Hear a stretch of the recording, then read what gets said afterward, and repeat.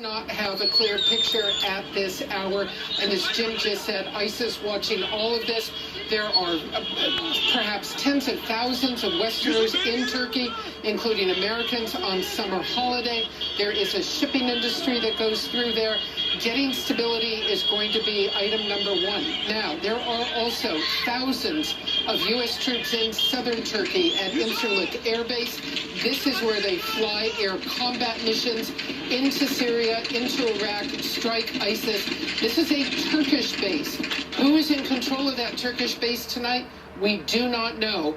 The problem for the U.S. military tonight is this. If there is a coup in Turkey, U.S. military policy is you don't do business in a country where a coup has taken place by force. Under policy, the U.S. military should pack up and go.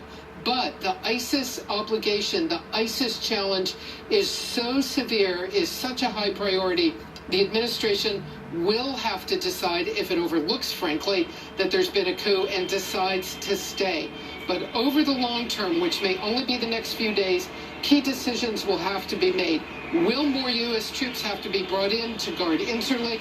Will troops have to be brought in to reinforce the U.S. Embassy in Ankara? Will this develop? Right now it's not anti-American. Will there be an anti-American threat? It's simply tonight, none of this is clear, Wolf. Yeah, we're showing our viewers these live pictures past midnight in Turkey right now. People are gathering on the streets and they're moving around. This is an image that is happening all over the place, we're told, in Turkey right now. Ivan Watson, one of our senior international correspondents. Ivan, you spent a lot of time in Turkey. We know there have been tensions between the Turkish military and the government of President Erdogan, but it's exploding right now, and now we're hearing explosions and gunfire. Let's listen in for a moment.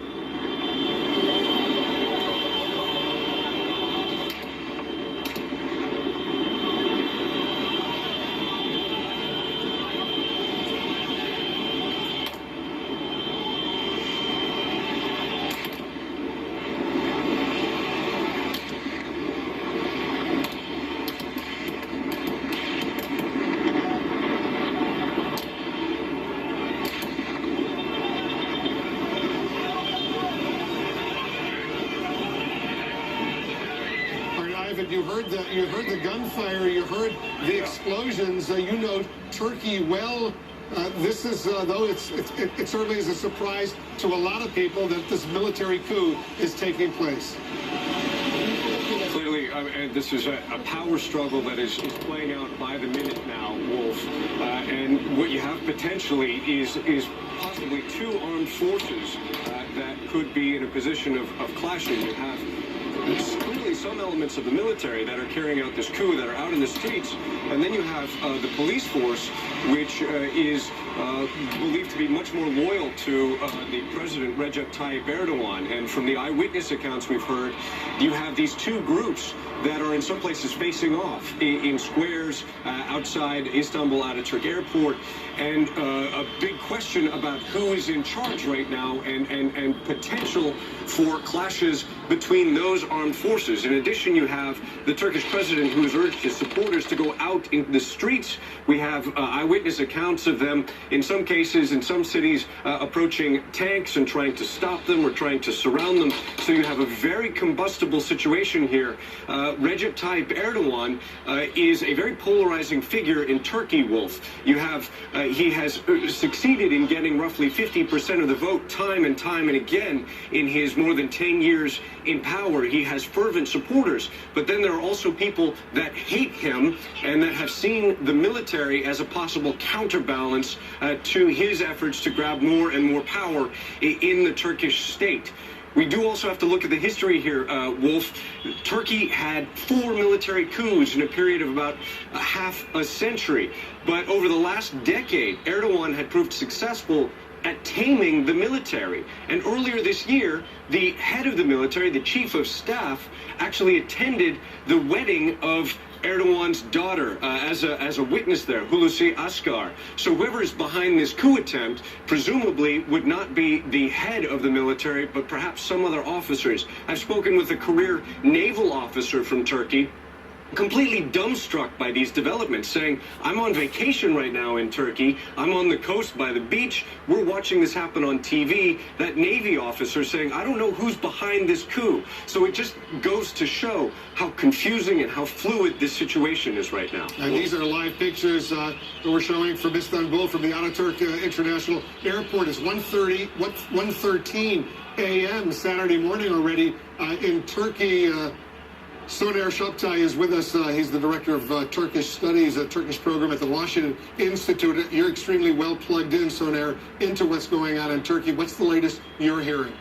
It's still a fluid situation because you still don't have a statement from the chief of staff saying this is or this is not a coup.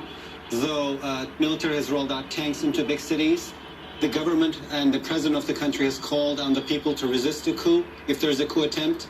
And I think this is still a very divided country. Look at these pictures, Soner. You see these images on your screen right here. You look at the soldiers there, armored vehicles on the streets. This is in Istanbul.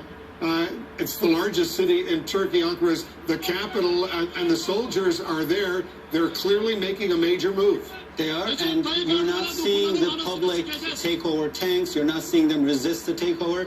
But at the same time, you are seeing demonstrations. So the worst thing for Turkey right now that this would spiral into violence. If the people take up arms, or the police, which is under government's control, for example, should resist the military. And if there are splits within the military with pro and anti-government camps, I think that will be the worst also from U.S. perspective, because a very important ally would then be descending into chaos, an ally that the United States needs to fight ISIS.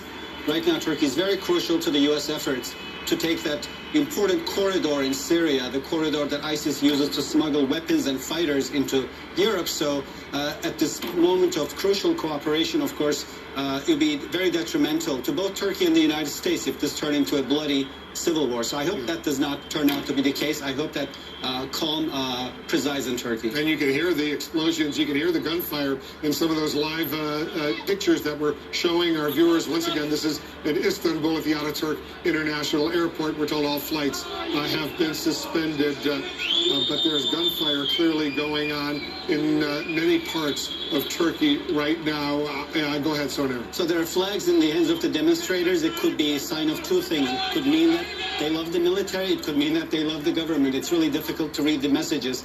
But I think it's very clear that in a country which is so deeply polarized between supporters and opponents of President Erdogan, his party maxed out at 49.5% in two most recent elections, which means half of the country adores him, but the other half of the country despises him. This is a very dangerous development.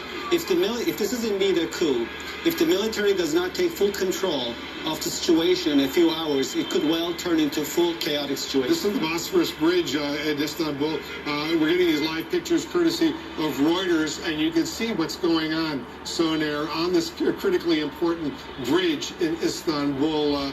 It looks, and remember, this is now 1:16 a.m. Saturday morning, this coup underway. Right. So a while ago, streets had emptied out. The military had issued a curfew.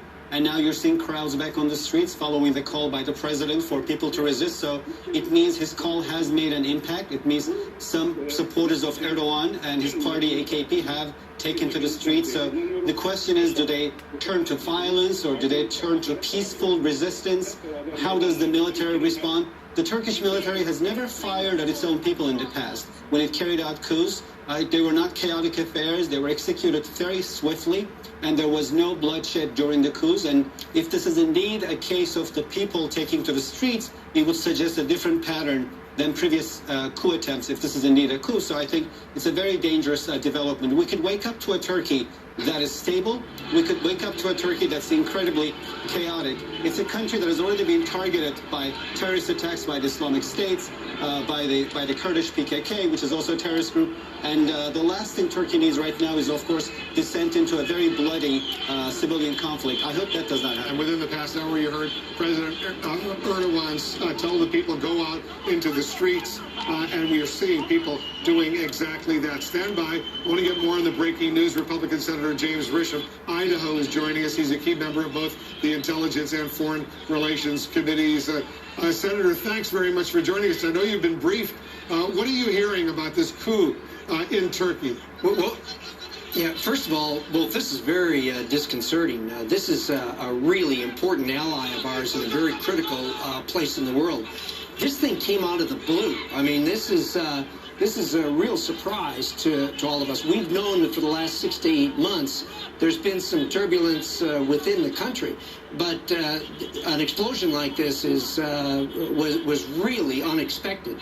Right now, what it appears is the government is going to use the national police to try to counter what is very clearly a military coup that's going on. How widespread it is within the military, we're not exactly certain yet, but in the past coups, it went throughout the military. So probably the best judgment right now is it is a full-blown military coup. We'll have to wait and see how that plays out. Also, it'll be interesting to watch how the Turkish people react to this. But you're going to see, at least at the tip of the sword here, the national police versus the national military. And as has been